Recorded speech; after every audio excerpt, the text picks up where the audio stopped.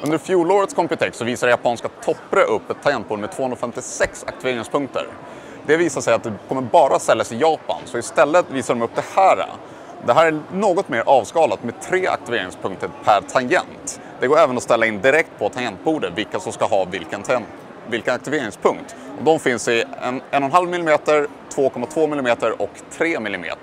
Det finns även en tillhörande mjukvara där man kan ställa in per tangent.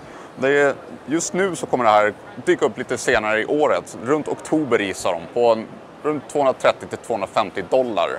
Så det är spännande att se, det kommer lite annan teknik. Det är ju som sagt deras egna toppbrytare som har en väldigt annorlunda känsla. Så det ska bli spännande att se när den här väl dyker upp i Sverige.